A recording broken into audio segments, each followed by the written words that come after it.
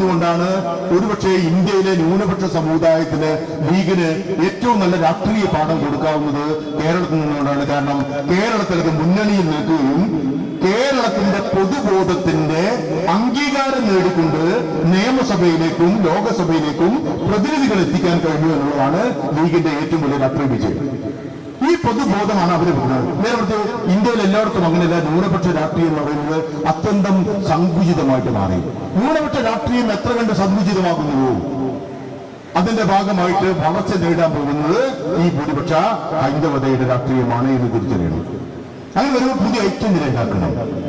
India നേടുന്ന പ്രശ്നമുണ്ട്. യഥാർത്ഥത്തിൽ നരേന്ദ്രമോദിക്ക് കിട്ടിയിട്ടുള്ള വോട്ടിന്റെ ശതമാനം എടുത്തു നോക്കിയാൽ അത്ര വലിയ ശതമാനമില്ല. ഒരു ശൈഥില്യത്തെ മുതലെടുത്തുകൊണ്ടാണ് വരുന്നത്. സോഷ്യലിസ്റ്റ് ചേരികൾ അമ്പേപ്പറ്റ ശിഥിലമായി. എന്നാൽ ഈ സോഷ്യലിസ്റ്റ് ചേരികളെ ഐക്യപ്പെടുത്തേണ്ടുന്ന ഒരു മഹാദൗത്യത്തിൽ നിന്ന് കോൺഗ്രസ് പാർട്ടി പിന്നോട്ട് പോയി എന്നുള്ള യാഥാർത്ഥ്യം മൂടി വെച്ചിട്ട് കാര്യമൊന്നുമില്ല. നിങ്ങൾക്കത് പറയാൻ പറ്റില്ല, എനിക്കത് പറയാം.